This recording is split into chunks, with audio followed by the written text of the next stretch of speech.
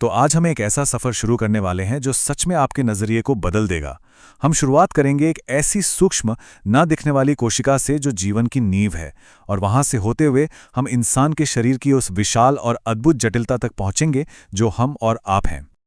लेकिन आगे बढ़ने से पहले ज़रा 1 मिनट के लिए इस सवाल पर गौर कीजिए।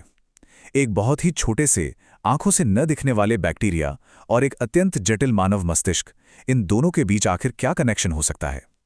दिलचस्प बात यह है कि प्रकृति ने सब कुछ एक ही सांचे से गढ़ा है। हर जटिल जैविक प्रणाली की शुरुआत बिल्कुल उन्हीं बेसिक बिल्डिंग ब्लॉक से होती है। खैर, इस पूरी कहानी को आसानी से समझने के लिए हमने इसे इन 5 हिस्सों में बांटा है। पहला, कोशिकाएं। दूसरा, ऊतक। तीसरा, जीवन का वर्गीकरण। चौथा, नियंत्रण और प्रजनन। और अंत में, मानव शरीर की कार्यप्रणालियां। चलिए बिना देरी किए पहले हिस्से से शुरू करते हैं, कोशिकाएं। माइक्रोस्कोपिक दुनिया की इस कहानी की शुरुआत साल 1665 में हुई थी, जब रॉबर्ट हुक ने पहली बार इन छोटी छोटी खाली कोठरियों को खोजा था। अब देखिए, कोशिका की ये जो परिभाषा है ना, ये हमारी आज की इस पूरी चर्चा का एकदम बेस है। ये जीवन की मूल संरचनात्मक और कार्यात्मक इकाई है। ऊर्जा बनाने से लेकर जेनेटिक इंफॉर्मेशन को आगे भेजने तक हर बुनियादी काम लिटरली इसी लेवल पर होता है। अब अगर आप एग्जाम्स की तैयारी कर रहे हैं तो आपने ये सवाल ज़रूर देखा होगा। प्रोकैरियोटिक कोशिकाएं बहुत सरल होती हैं, जैसे बैक्टीरिया, और इनमें कोई स्पष्ट झिल्ली वाला केंद्रक या न्यूक्लियस नहीं होता। इसके ठीक विपरीत अगर हम अपनी या पौधों की बात करें तो हमारी यूकैरियोटिक कोशिकाएं काफ़ी जटिल होती हैं, जिनमें एक बिल्कुल स्पष्ट झिल्ली से घिरा हुआ केंद्रक होता है। ये डिफरेंस बहुत बार पूछा जाता है। और इसे याद रखने का सबसे बढ़िया तरीका क्या है? एक फैक्ट्री की कल्पना कीजिए। एक अकेली कोशिका अंदर से एक फुल ऑन फैक्ट्री की तरह काम करती है। न्यूक्लियस इस फैक्ट्री का कंट्रोल रूम है। माइटोकॉन्ड्रिया वो पावर हाउस है जो सारी ऊर्जा बनाता है। गोल्गी बॉडीज पैकेजिंग और डिलीवरी का काम देखती हैं। और लाइसोसोम वो सफाई कर्मचारी या सुसाइड बैग्स हैं जो कुछ भी खराब होने पर उसे खत्म कर देते हैं। तो यह तो हुई एक कोशिका की बात। अब आते हैं भाग 2 पर, ऊतक यानी टिश्यू। जब यही स्पेशलाइज कोशिकाएं एक साथ मिलती हैं तो वे ऊतक बनाती हैं, जो पौधों और जानवरों दोनों की संरचना का आधार है। पौधों के अंदर इस ट्रांसपोर्ट सिस्टम को समझना काफ़ी मज़ेदार है। जाइलम को आप एक वन वे वाटर पाइपलाइन मान सकते हैं, जो जड़ों से पानी खींचकर बस ऊपर की तरफ ले जाता है। वहीं दूसरी ओर फ्लोएम एक two way food delivery network है। पत्तियों में जो खाना बनता है उसे फ्लोएम पौधे के हर हिस्से में, ऊपर भी और नीचे भी, पहुंचाता है। वहीं अगर जानवरों की बात करें तो हमारे ऊतकों को मुख्य रूप से 4 भागों में बांटा जाता है। एपिथेलियल, जो बाहरी सतहों को कवर करता है। मस्कुलर, जो सिकुड़कर गति या मूवमेंट पैदा करता है। कनेक्टिव, जो पूरे शरीर को जोड़कर रखता है, जैसे हमारा खून और हड्डियां।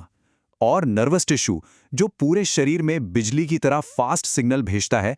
सब कुछ एकदम परफेक्टली डिजाइन किया गया है। चलिए अब थोड़ा जूम आउट करते हैं और तीसरे भाग पर चलते हैं, ट्री ऑफ लाइफ। यहीं से हमें समझ आता है कि कोशिकाओं और ऊतकों के ये अंतर पूरे जीव जगत को कैसे बांटते हैं। पौधों का विकास किसी एपिक कहानी से कम नहीं है। सोचिए, बिना जड़ और तने वाले थैलोफाइटा यानी शैवाल से शुरुआत हुई। फिर आए ब्रायोफाइटा, जो पादप जगत के उभयचर थे। उसके बाद टेरिडोफाइटा आए, जिनमें पहली बार वैस्कुलर या संवहन ऊतक विकसित हुए। और आखिर में जिम्नोस्पर्म के नग्न बीजों से होते हुए सबसे विकसित एंजियोस्पर्म, यानी फलों में बंद बीजों ने पूरी धरती पर अपना साम्राज्य स्थापित कर लिया। जंतु जगत में भी एवोल्यूशन का कुछ ऐसा ही शानदार प्रोग्रेशन देखने को मिलता है। कहानी शुरू होती है एकदम सरल, असममित और पूरे शरीर पर छिद्रों वाले पोरीफेरा यानी स्पंज जीवों से, और वहां से धीरे धीरे ये यात्रा कॉर्डेटा तक पहुंचती है, यानी हम जैसे जीव जिनमें रीढ़ की हड्डी और बेहद जटिल अंग मौजूद होते हैं।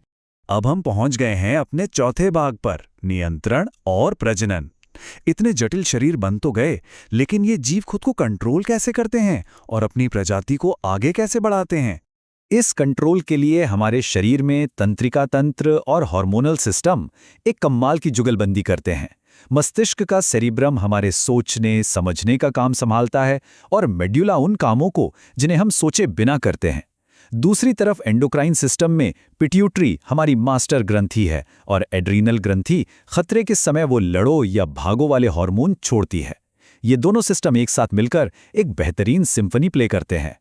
और सर्वाइवल के लिए प्रजनन भी उतना ही जरूरी है।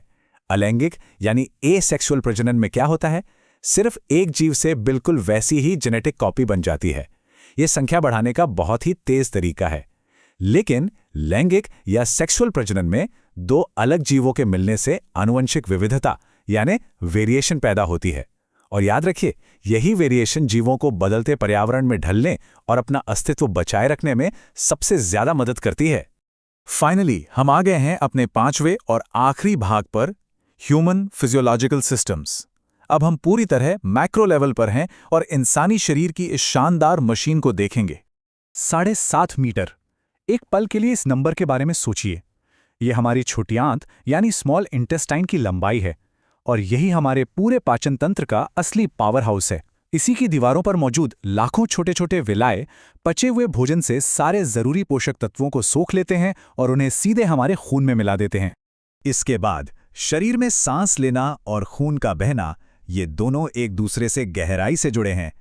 फेफड़ों की लाखों छोटी थैलियां यानी एल्वियोली में हम ऑक्सीजन अंदर लेते हैं और कार्बन डाइऑक्साइड बाहर करते हैं, और हमारा हृदय जो बिना थके लगातार पंप करता रहता है, धमनियों के जरिए इस ऑक्सीजन से भरे साफ खून को पूरे शरीर में पहुंचाता है। फिर नसें उस इस्तेमाल हो चुके खून को वापस लाती हैं। अब 120/80, हम सबने ये आंकड़ा कहीं ना कहीं सुना है, राइट? ये हमारे इस इंटरनल ट्रांसपोर्ट नेटवर्क की सेहत को नापने का सबसे अहम तरीका है। हमारा ब्लड प्रेशर 120 हमारा सिस्टोलिक दबाव है, जब दिल सिकुड़कर खून को धकेलता है, और 80 डायस्टोलिक दबाव है, जब दो धड़कनों के बीच दिल रिलैक्स करता है। वैसे विज्ञान में अपवाद हमेशा रोमांचक होते हैं। क्या आपको बॉम्बे ब्लड ग्रुप के बारे में पता है? 1952 में खोजा गया ये ब्लड ग्रुप बेहद दुर्लभ है। इसमें वो सामान्य H एंटीजन ही मौजूद नहीं होता, जो लगभग बाकी सभी ब्लड ग्रुप्स की नींव है। ये इस बात का सबूत है कि इंसानी बायोलॉजी के भीतर अभी भी कितनी अद्भुत और रहस्यमय विविधता छिपी हुई है। अब इतनी सारी प्रक्रियाओं के बाद शरीर की सफाई भी तो उतनी ही जरूरी है ना? उत्सर्जन तंत्र में हमारे गुर्दे यानी किडनी सबसे अहम है। इनके अंदर मौजूद लाखों नेफ्रॉन पहले अल्ट्रा फिल्ट्रेशन के जरिए खून को गहराई से छानते हैं और फिर रीएब्जॉर्प्शन की एक बेहद स्मार्ट प्रक्रिया से शरीर जरूरी ग्लूकोज और पानी को वापस सोख लेता है और केवल कचरे को ही बाहर करता है।